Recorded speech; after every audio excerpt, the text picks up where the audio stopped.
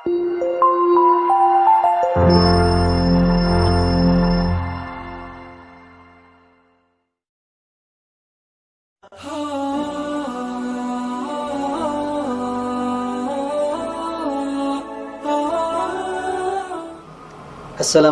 warahmatullahi wabarakatuh. Alhamdulillahi rabbil alamin. Nahmaduhu wa nasta'inuhu wa nastaghfiruh wa nastahdihi wa natubu ilaih. Wa na'udzu billahi min syururi anfusina wa min sayyiati a'malina. May yahdihillahu fala mudilla lahu wa may yudlil fala hadiya lahu. Asyhadu an la ilaha illallah wahdahu la syarika lahu wa asyhadu anna Muhammadan abduhu wa rasuluh sallallahu alaihi wasallam la nabiyya ba'da. Allahumma salli wa sallim wa barik ala nabiyyika Muhammad wa ala alihi wa sahbihi ajma'in. Yaqulu Allah Ta'ala fi kitabihil karim, a'udzu billahi minasy syaithanir rajim. Ya ayyuhar rasul balligh ma unzila ilayka min rabbik wa illam taf'al fama ballaghta risalatah wallahu ya'simuka minan nas wallahu la yahdil qaumal kafirin. Wahai Rasul, sampaikanlah apa yang telah diturunkan kepadamu dari Tuhanmu. Jika engkau tidak sampaikan, maka engkau belum menunaikan risalahnya. Allah akan menjagamu dari manusia dan Allah tak akan memberi petunjuk bagi orang-orang yang kafir. Firman Allah surat Al-Maidah ayat 67. Kaum muslimin dan kaum muslimat, hamba-hamba Allah rahimakumullah dimanapun berada, marilah senantiasa kita bersyukur kepada Allah Subhanahu wa ta'ala atas segala nikmat, segala karunia yang Allah turunkan kepada kita semuanya, terutama nikmat iman, nikmat Islam, nikmat kita dimudahkan oleh Allah untuk melakukan amal soleh. Itulah nikmat yang paling berharga, nikmat yang paling mahal di muka bumi ini, iman, Islam dan amal soleh. Selanjutnya kita berselawat untuk Nabi Muhammad sallallahu alaihi wasallam. Allahumma shalli ala Muhammad wa ala alihi wa sahbihi ajma'in. Semoga kita senantiasa dimudahkan Allah untuk mengikuti jejak langkah beliau, mengikuti sunnah-sunnah beliau dan menapak tilasi perjuangan baginda Rasulullah sallallahu alaihi wasallam. Kaum muslimin dan kaum muslimat, hamba-hamba Allah rahimakumullah, kajian sirah kita kali ini temanya adalah perjuangan berdarah. Pada pertemuan yang lalu kita sudah mengawali periode dakwah Rasulullah di Madinah dengan membangun masyarakat baru, di mana baginda Rasulullah sallallahu alaihi wasallam begitu sampai di Madinah, hijrah dari Mekah, beliau dan kaum muslimin muhajirin sudah berada dalam suasana baru, situasi baru, kondisi dan daerah dakwah yang baru tidak sama dengan kondisi di Mekah. Mereka tidak lagi di bawah kekuasaan orang lain yang zalim atau syirik. Mereka sudah bisa mengatur, menata diri mereka sendiri, menata kehidupan bersama sesama kaum muslimin, muhajirin dan ansar, bahkan juga menata pola kehidupan dan kerjasama mereka dengan kaum lain dari kalangan musyrikin Madinah dan juga kalangan Yahudi di kota Madinah. Maka ada 3 hal yang sudah dilakukan Rasulullah SAW sejak awal-awal keberadaan beliau di Madinah. Mulai dengan membangun Masjid Nabawi sebagai pusat komando, pusat pemerintahan, pusat peribadatan, tempat pengembelengan, pembinaan para sahabat, sekaligus di sana rumah baginda Rasulullah SAW. Kemudian juga mempersaudarakan antara muhajirin dan ansar untuk membangun soliditas seluruh personil, seluruh kaum muslimin yang ada di kota Madinah. Lalu kemudian membuat regulasi, piagam perjanjian kehidupan di kota Madinah antar sesama kaum muslimin dan kaum muslimin dengan non-muslim yang ada di kota Madinah. Pada kesempatan ini tema kita adalah perjuangan berdarah Rasulullah SAW dan para sahabat. Memasuki periodisasi dakwah Rasulullah di Madinah, tentu pola dakwah pun juga sudah berubah. Dan kondisi Rasulullah pun juga sudah berubah, karena Rasulullah sudah memiliki sebuah kekuatan yang real, juga sudah menempati daerah yang kondusif untuk berdakwah, dan tentunya dakwah akan melaju kepada tahapan dakwah berikutnya. Maka Rasulullah SAW begitu berada di Madinah menghadapi tantangan lain. Dia tidak terlepas dari kafir Quraisy. Justru ini adalah awal perseteruan panjang, pergulatan dan pergumulan dakwah Rasulullah. Sampai nanti di tahun ke-8 Hijriah, 8 tahun lamanya pergumulan itu sampai Rasulullah menaklukkan kota Mekah, Fathu Makkah di tahun ke-8 Hijriah. Barulah kemudian selesailah pergumulan Rasulullah dan kaum muslimin dengan kafir Quraisy. Baru kemudian menganjak ke kaum-kaum atau kabilah-kabilah Arab di sekitar Jazirah Arab. Maka sejak awal keberadaan Rasulullah SAW di Mekah, di Madinah, Quraisy yang telah kecolongan Rasulullah sudah lolos ke Madinah tidak berakhir, tidak selesai begitu saja. Maka mulailah gangguan dari Quraisy sejak awal-awal. Diawali dengan Quraisy mengirim surat kepada Abdullah bin Ubay bin Salul yang dianggap sebagai de facto sebagai pemimpin kota Madinah. Dia adalah petinggi kaum musyrikin Madinah. Dia bukan kaum Yahudi, tapi kaum musyrikin Madinah yang belum Islam, tapi pura-pura atau memperlihatkan keislaman tapi sebenarnya belum. Karena mereka begitu kehadiran Rasulullah dan sekian banyak kaum muslimin, mereka tidak menjadi kuat. Dengan kondisi begitu, mereka terpaksa menyesuaikan diri. Dan memang kemunafikan hanya ada di Madinah. Di Mekah tidak ada yang munafik, tidak ada yang pura-pura masuk Islam. Ngapain pura-pura masuk Islam? Kena siksa, kena aniaya. Di Mekah justru orang menyembunyikan keislamannya dan menampakkan kekafiran. Sebaliknya di Madinah, begitu Rasulullah datang dan kaum muslimin Madinah sudah lumayan jumlahnya, dari segi kuantitas sudah lumayan, merupakan sudah menjadi sebuah kekuatan masyarakat. Tentu Islam sudah mulai ada kekuatan, maka orang terpaksa menyembunyikan kekafiran, menampakkan keislaman. Jadi terbalik. Kalau di Mekah, orang pura-pura kafir tentunya, tidak pura-pura berislam. Jadi kemunafikan akan muncul ketika Islam kuat. Ketika Islam ada kekuatannya, orang terpaksa pura-pura mengislamkan dirinya. Tapi kalau Islam lemah, ngapain orang pura-pura Islam? Tidak mungkin. Maka Abdullah bin Ubay bin Salul termasuk di antara sekian kaum muslimin, kaum musyrikin Madinah yang memang lahirnya nampak seperti masuk Islam dia. Memang kekuatan ketiga ada kaum muslimin, ada Yahudi, ada ini musyrikin Madinah ini, dia lama-kelamaan punah memang. Pilihannya hanya dua, masuk Islam benaran atau munafik. Mereka nggak mungkin gabung sama Yahudi, nggak.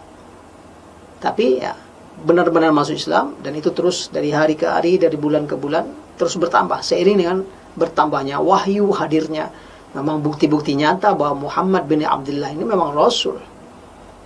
Lama-kelamaan kaum munafikin ini terus berkurang orangnya seiring dengan perjalanan waktu dan berkembangnya Islam. Dan memang secara teorinya begitu Islam kuat, kemunafikan muncul. Kalau Islam lemah, tidak ada yang munafik. Ngapain pura-pura? Justru terang-terangan menghujat Islam. Kalau Islam lemah, terang-terangan menganiaya kaum muslimin. Itu kalau Islam lemah. Jadi kafir Quraisy berkirim suratlah dia ke Abdullah bin Ubay bin Salul.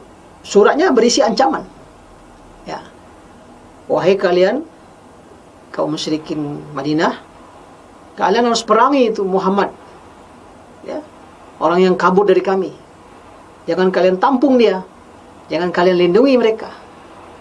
Kalau kalian tidak perangi mereka, tidak usir mereka, kami datang ke sana merangi kalian nanti. Itu lebih kurang ancaman kafir Quraisy. Nah, luar biasa ini. kafir Quraisy.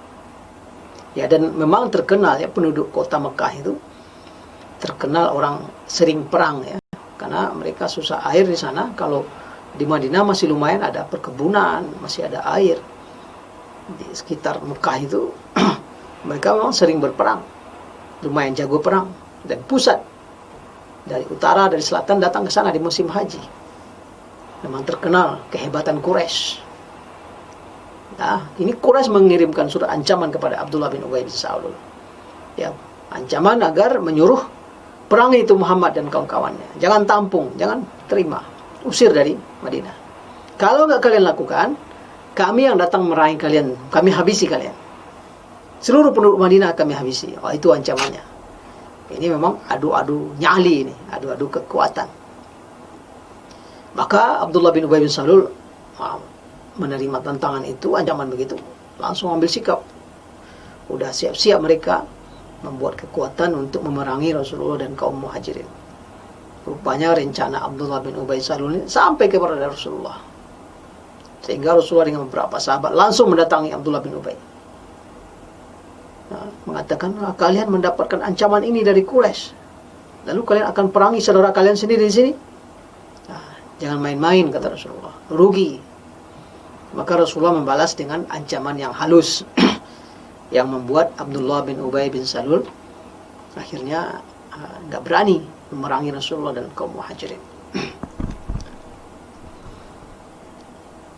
Itu gangguan yang sangat terasa dari Quraisy di awal-awal kedatangan Rasulullah di Madinah. Jadi nampak sekali Quraisy tak putus asa, lolos oke, tapi dia tak biarkan Rasulullah bergerak dan berdakwah dengan tenang. Kemudian pada waktu itu juga salah seorang petinggi kota Madinah ini, Sa'ad bin Mu'az, yang dia sudah masuk Islam, ya, sudah menyatakan keislaman, dia pergi umrah ke Mekah. Dan biasa orang Madinah atau kabilah manapun, mereka punya partner di Mekah itu, punya rekan, punya kawan bisnis atau teman koalisi lah begitu, teman dekat, yang mereka saling punya kemaslahatan untuk saling dijaga.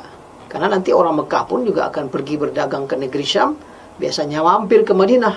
Maka di setiap suku atau di suku besar mereka mesti punya kawan, mesti punya relasi, punya backing. Maka Sa'ad bin Mu'az pergi umrah, dan di Mekah dia menginap atau menumpang di tempat Umayyah bin Khalaf, salah seorang petinggi kafir Quraisy. Karena memang masing-masing ada kepentingan, ada kerjasama selama ini, bisnis dan seterusnya. Maka Sa'ad bin Mu'az cerdik, dia numpang dia di tempat Umayyah bin Khalaf. Dan Umayyah bin Khalaf salah seorang petinggi Quraisy. Lalu dia minta Umayyah temani dia tawaf. Ya, terpaksa Umayyah melayani. Ini teman dia juga nanti, karena dia butuh juga nanti kalau dia pergi ke Madinah atau pergi ke negeri Syam, mampir di Madinah, dia butuh penjagaan juga, dia butuh pelindung, dia butuh backingan. Nah, nanti tentu dia akan berlindung pula kepada Sa'ad bin Mu'az. Jadi ini saling bantu, dan masalah ini sudah berlangsung sebelumnya dan mereka akan tetap butuhkan ke depan. Maka tawaflah Umayyah bersama menemani Sa'ad bin Mu'az. Abu Jahal melihat ini luar biasa marahnya. Dia ancam Sa'ad bin Mu'az ini. Ini kamu kalau tidak dengan dia ini tawaf, karena kamu tahu dengan Umayyah ini, kalau enggak kamu tidak akan selamat pulang ke Madinah. Kalau bukan karena perlindungan dari Umayyah bin Khalaf ini, kamu tidak akan kami biarkan selamat. Wah, langsung Abu Jahal mengancam Sa'ad bin Mu'az. Rupanya Sa'ad bin Mu'az juga punya nyali, ya begitulah. Dia petinggi di kabilahnya di Madinah, orang bukan sembarang orang. Dia membalas ancaman Abu Jahal. Berani kamu menyentuh saya, tidak selamat kamu lewat Madinah. Nah, jadi ada bergaining. Madinah memang posisi strategis. Orang Mekah yang hidupnya adalah bisnis utara selatan, kalau ke utara dia ke negeri Syam, pasti lewat Madinah. Kalau setidak-tidaknya dekat dengan Madinah, nah, mungkin dia lewat padang pasir yang akan menyebabkan mereka binasa. Mesti melihat perkampungan masyarakat. Maka Madinah menjadi tempat strategis juga bagi penduduk Quraisy Mekah sebagai pengamanan mereka, jalur perdagangan. Jadi saat balik membalas, kalau berani menyentuh saya, kamu juga tidak aman kalau lewat Madinah. Nah, itu akibatnya Abu Jahal pun tidak bisa berbuat apa-apa kepada Sa'ad bin Mu'adz. Nah, ini bentuk ancaman yang berlangsung. Selanjutnya setelah itu Quraisy mengirim ancaman langsung kepada Rasulullah dan kaum Muhajirin. Jadi awali kepada Ansar dulu, penduduk Madinah dulu. Nah, kalau ini berhasil, biarlah penduduk Madinah saja yang ngusir Muhammad ini, kan selesai pekerjaan. Kalau sudah diusir, nanti kita tinggal memeranginya. Tapi ternyata ini nggak berhasil. Coba mengancam orang Madinah yang pergi ke Mekah, ini juga nggak berhasil rupanya. Maka Quraisy mengirimkan ancamannya kepada Rasulullah SAW, kepada Muhajirin. Mereka bikin surat yang lebih kurang kandungannya, kalian jangan merasa tenang, lolos dari kami. Kami akan datangi kalian dan kami habisi satu persatu. Itu ancaman Quraisy. Kami akan datangi kalian dan kami habisi satu persatu. Nah, memang luar biasa ini perang, perang psikologi, ya, pasti menimbulkan pemikiran bagi Rasulullah, menimbulkan pemikiran bagi para sahabat, terutama Muhajirin. Sebab kapan saja, mungkin malam hari, mungkin di waktu senggang tengah hari, di saat orang sedang istirahat, bangsa Arab biasa tidak istirahat siang, kapan saja bisa menyelusup, ya, menyelinap, menyusup kafir Quraisy ini. Wah, dia bunuh Muhammad, terkabur lagi, ya. Itu biasa saja juga dalam teori perang orang Arab, juga berlangsung seperti itu. Nah, akibatnya Rasulullah SAW sejak, seperti yang diriwayatkan oleh Bunda Aisyah, sejak kedatangan di Madinah, Rasulullah selalu berjaga-jaga, waspada, selalu begadang di malam hari. Dan ini tentunya membuat lelah, ya, lelah Rasulullah SAW secara fisik dan psikis. Begitu juga sebagian kaum Muhajirin, ya, khawatir kalau tiba-tiba ada saja menyusup dari Mekah lalu membunuh Rasulullah atau seterusnya. Jelas Quraisy sudah memberikan sinyal dan ancaman jelas, ya. Kami akan kirim atau kami akan datangi kalian, kami habisi kalian satu persatu di rumah kalian, fi uqdi darikum, ya, di dalam rumah kalian. Nah, akibatnya Rasulullah ini menunjukkan bahwa seperti hadis diriwayatkan oleh Ibunda Aisyah, tekanan psikologis itu luar biasa, sampai-sampai Rasulullah berharap seandainya ada yang berjaga terus, kata Rasulullah. Tidak lama setelah Rasulullah berkata begitu, terdengar bunyi sabetan pedang. Itu siapa, kata Rasulullah? Ternyata Sa'ad bin Abi Waqqas. Dia dah siapkan pedang terhunus, mengatakan kepada Rasulullah, tak usah takut, saya akan berjaga terus. Sehingga memang tiap malam, tiap waktu Rasulullah ada sahabat yang menjaga. Begitu terus. Dan ini berlangsung sampai akhirnya turun ayat ke-67 dari surah Al-Maidah. Ketika Allah SWT mengatakan kepada Rasulullah, ya ayyuhar rasul, balligh ma unzila ilaika min rabbik, wa illam taf'al fama ballaghta risalatah, wallahu ya'simuka minan nas, wallahu la yahdil qaumal kafirin. Wahai Rasul, kata Allah, sampaikan apa yang telah diwahyukan kepadamu. Jika tidak kamu lakukan, maka engkau belum menyampaikan risalahnya. Allah akan menjaminmu dari manusia, dan Allah tak akan memberi petunjuk kaum yang kafir. Dengan turunnya ayat ini kepada Rasulullah SAW, maka beliau waktu itu mengeluarkan kepalanya dari rumahnya atau dari kemah tempat istirahatnya, mengeluarkan suaranya kepada sahabat, sudah, tidak usah berjaga lagi, Allah yang sudah menjamin penjagaanku, kata Rasulullah. Jadi sampai turunnya surah Al-Maidah ayat 67 ini, begitu ayat itu turun, maka sejak itu pengawalan kepada Rasulullah sudah dihentikan. Rasulullah sudah dikabari oleh Allah, wallahu ya'simuka minan nas, Allah yang akan menjamin dan menjagamu dari manusia. Sejak itu Rasulullah ada kenyamanan, ketentraman, dan rasa tenang. Di waktu yang sama, setelah hijrah ke Madinah ini, juga diriwayatkan turunnya firman Allah Subhanahu wa taala surah Al-Hajj ayat 37, uzina lilladzina yuqataluna bi annahum zulimu. Diizinkan bagi orang-orang yang diperangi untuk berperang karena mereka telah dianiaya. Surah Al-Hajj ayat 37 ini merupakan perintah atau ayat dari Allah Subhanahu wa taala yang mengisyaratkan izin berperang. Jadi ketika Rasulullah berada di Mekah, memang tidak diizinkan membalas, tidak diizinkan berperang. Belum saatnya. Kemampuan para sahabat juga nggak mencukupi, angka dan jumlah nggak memadai. Justru kalau berperang justru akan punah, langsung binasa semuanya, dibantai oleh kafir Quraisy. Maka pilihannya di Mekah itu adalah bersabar atau kemudian hijrah. Tapi sekarang Rasulullah sudah punya kekuatan. Para sahabat Muhajirin dan Ansor sudah banyak. Ansor pun juga sudah janji setia berbaiat akan membela Rasulullah SAW. Maka setelah turun ayat ini, Rasulullah sudah diizinkan berperang. Ya, sudah diizinkan berperang.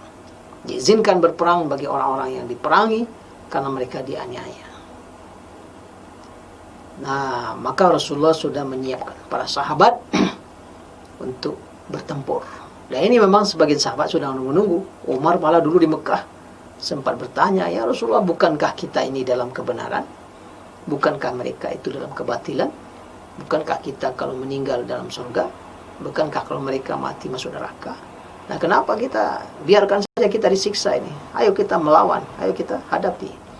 Tapi waktu itu kata Rasulullah, belum diizinkan. Kalian masih bersabar. Umat-umat sebelum kalian dengan nabi-nabi mereka lebih berat ujian yang dihadapi. Sampai di antara nabi mereka itu dibelah badannya dari kepala sampai ke buntutnya. Dibelah dua, digergaji, dijepit dalam sebuah pohon, dan seterusnya. Maka dengan izin dari Allah sudah boleh berperang. Para sahabat dikondisikan oleh Rasulullah sudah bersiap. Dibentuklah peleton-peleton tempur, ya, dari 30 sampai 70, bahkan ada yang sampai 200 orang. Mayoritas memang dari kaum Muhajirin, dan kaum Ansar juga ada yang bergabung. Disiapkan oleh Rasulullah SAW. Nah, pasukan-pasukan kecil ini melakukan perang-perang kecil, ya, memantau jalur-jalur di sekitar kota Madinah yang akan biasa dilewati oleh kafilah kafir Quraisy. Nah, ini perlu dibuat karena dia akan memberikan shock terapi kepada Quraisy. Quraisy lewat diserang, Quraisy lewat diserang, begitu. Jadi Rasulullah tidak lagi pada posisi bertahan, defend, tidak. Sudah mulai pada posisi menyerang, ya. Teorinya kata orang, bertahan yang paling baik itu adalah menyerang. Ini ancaman demi ancaman datang terus, tentu menimbulkan tekanan fisik dan psikis pada Rasulullah dan para sahabat. Sekarang turun ayat izin berperang. Maka Rasulullah SAW siapkan pasukan. Ada yang Rasul sendiri turun memimpin peleton kecil itu atau pasukan kecil itu. Ya, di antaranya perang Buaz yang terjadi menjelang tahun kedua Hijriah. Rasulullah bersama 200 pasukan. Beliau sendiri yang memimpin. Lalu kota Madinah dipimpin oleh Sa'ad bin Mu'az sebagai imam di Masjid Nabawi. Beliau berangkat. Dan waktu itu tidak bertemu pasukan, ya, lolos kafir Quraisy, tapi telah memberikan pesan, ya, telah memberikan shock terapi kepada kafir Quraisy. Ada perang Wudan, terdengar ada serombongan kafilah dagang Quraisy yang melewati dekat kota Madinah, perkampungan Wudan namanya. Langsung segerombolan pasukan Rasulullah, para sahabat, 70 orang, penunggang kuda, berangkat ke sana. Tapi tak bertemu, lolos. Nah, intinya terjadi perang-perang kecil atau pasukan-pasukan kecil, tapi belum terjadi kontak senjata langsung. Namun ini menjadi tahap awal pertarungan atau perjuangan berdarah. Kifah ad-dami, ya, perjuangan berdarah Rasulullah SAW dengan para sahabat. Nah, ini memberikan juga isyarat-isyarat kepada kafir Quraisy bahwa Rasulullah dan para sahabat sudah memiliki kekuatan. Di samping itu, Rasulullah SAW juga membuat beberapa perjanjian damai dengan kabilah suku-suku di sekitar kota Mekah, sekitar kota Madinah untuk pengamanan agar mereka mengganggu Rasulullah. Rasulullah bikin perjanjian damai, kerjasama, walaupun mereka nggak masuk Islam semuanya. Intinya berdamai dengan beberapa suku-suku kecil. Dan tiap sebentar pasukan-pasukan kecil ini dikirim ke suku-suku itu untuk mengawal perdamaian ini, sehingga kabilah itu juga serius mau berdamai dengan Rasulullah dan tidak akan berkoalisi dengan Quraisy. Sebab sempat mereka berkoalisi dengan Quraisy, mereka menjadi ancaman langsung dekat dengan Rasulullah, ini berbahaya. Ini kepiawaian Rasulullah SAW. Dibikinnya perjanjian damai dan koalisi kerjasama dengan beberapa kabilah-kabilah, suku-suku kecil di sekitar kota Mekah, di sekitar kota Madinah yang berjarak 5 mil, 4 mil, 3 mil, dan seterusnya. Lalu pasukan-pasukan kecil ini tiap sebentar dikirim ke sana, seolah-olah pergi patroli dan memastikan bahwa kerjasama ini berlangsung. Di samping pasukan-pasukan kecil ini, kemudian Rasulullah kirim atau bersama Rasulullah sendiri pergi menghadang kafilah Quraisy yang lewat berbisnis, melewati atau mendekati kota Madinah. Nah, ini berlangsung lebih kurang hampir 2 tahun menjelang terjadinya perang Badar. Ada terakhir di bulan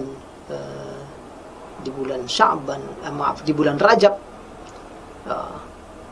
apa yang dikenal dengan istilah sangat terkenal sekali, Sariyah Nahlah, di mana Rasulullah mengirim 12 orang sahabatnya penunggang kuda sampai ke sebuah tempat bernama Nahlah, dekat sekali dengan kota Mekah.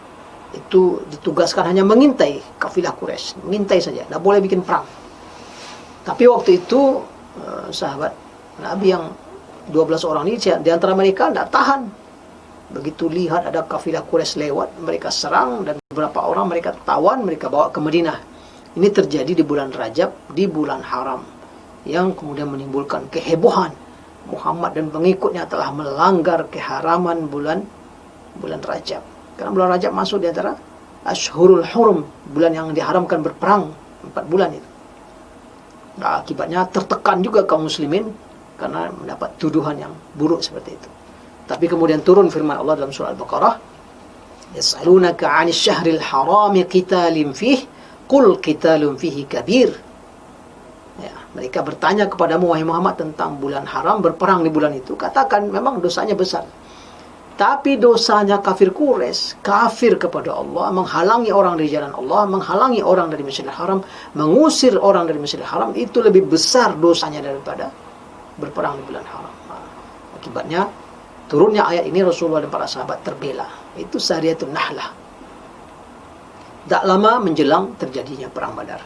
Itulah awal-awal ya permulaan Al-Kifah Ad-Dami, perjuangan berdarah Rasulullah SAW di Madinah. Beberapa hikmah ataupun ibrah, pelajaran yang bisa kita ambil dari penggalan kisah ini. Pertama, fase baru dalam perjuangan dakwah Rasulullah di Madinah adalah antara mengokohkan kaki peradaban Islam di internalnya dan dengan menghadapi manuver-manuver kafir Quraisy. Ya, kafir Quraisy sudah bermanuver. Di dalam internal Rasulullah perlu pengokohan, baik muhajirin maupun ansar, lalu juga posisinya di hadapan musyrikin Madinah dan Yahudi Madinah. Ini fase baru, tahapan baru dakwah Rasulullah. Yang kedua, semakin tumbuhnya soliditas muhajirin dan ansar. Mereka semakin menyatu setelah dipersaudarakan. Ancaman-ancaman dari Quraisy kepada mereka justru terus merapatkan saf, mensolidkan barisan kaum muslimin. Mereka menjadi semakin ummatan wahidah, satu umat. Jadi itu pula faedahnya. Ancaman datang dari kafir Quraisy ini baik kepada Abdullah bin Ubay, kepada Sa'ad bin Mu'az, bahkan yang langsung kepada Rasulullah dan kaum muhajirin, justru membuat mereka semakin solid. Begitulah memang kadang dibalik sebuah peristiwa hikmah yang Allah hadirkan. Islam kalau semakin ditekan, umatnya menjadi solid ya. Islam kalau terus diserang, diburukkan, dipojokkan, umatnya menjadi solid. Nah, kalau Islam dibiarkan lalai ya, terlena, bisa jadi tergelincir. Kemudian pelajaran yang ketiga bisa kita ambil adalah dalam suasana ini musyrikin Madinah mulai bermain nifaq ya, bermain pura-pura. Ya, dan ini berlangsung agak lumayan. Kaum munafik ini bekerja sama dengan musyrik kota Mekah, juga nanti kemudian bekerja sama dengan Yahudi kota Madinah. Akan menjadi tantangan lain juga bagi Rasulullah SAW. Musuh dalam selimut ini akan selalu ada dalam perjalanan dan perjuangan dakwah umat Islam sampai akhir zaman. Terakhir, ini adanya koalisi kerjasama yang dibangun oleh Rasulullah dengan kabilah-kabilah kecil di sekitar kota Madinah. Walaupun tidak semua kabilah itu masuk Islam, ini juga bagian dari strategi penguatan dakwah Rasulullah SAW, bahwa ada dua cara membuat lawan itu jangan seenaknya saja berbuat. Ada dua cara agar lawan itu tidak seenaknya saja bersikap. Pertama, bikin kerjasama dengan yang lain agar lawan hanya bersikap. Maka Rasulullah kerjasama dengan suku-suku lain. Yang kedua adalah tetap ada unjuk kekuatan. Maka Rasulullah bikin peleton, unjuk kekuatan. Kita lihat peta dunia begitu, ya. Agar Amerika tak semena-mena kepada sebuah bangsa, misalnya Turki lah. Dia kerjasama dia dengan Rusia, kerjasama dengan Blok Timur, agar Amerika tak seenaknya saja bersikap. Unjuk juga kekuatan. Turki memperlihatkan kekuatan juga, sehingga seluruh bangsa jadi segan. Kita lihat, Rusia pun akhirnya duduk di meja perundingan dengan Turki. Ya, mungkin dalam konteks kekinian seperti itu. Jadi umat Islam perlu menjalin kekuatan-kekuatan dengan pihak lain agar musuh tidak seenaknya aja bersikap kepada umat Islam. Tapi juga di waktu yang sama umat Islam juga perlu unjuk kekuatan eksistensi, ya, soliditas, agar tidak semua orang seenaknya semena-mena kepada umat Islam. Ini di antara hikmah yang ditampilkan oleh Rasulullah SAW. Demikian barangkali aku qouli hadza, astaghfirullah li wa lakum wa li sa'iril muslimin wal muslimat wal mu'minin wal mu'minat fastaghfiruh innahu huwal ghafurur rahim. Wallahu a'la a'lam bissawab. Wassalamualaikum warahmatullahi wabarakatuh. Yuk dukung program dakwah Islam di Radio SIP FM. Salurkan donasi Anda melalui rekening BNI Syariah 12300002112 atas nama PT Radio Suara Indah Pesona Prima.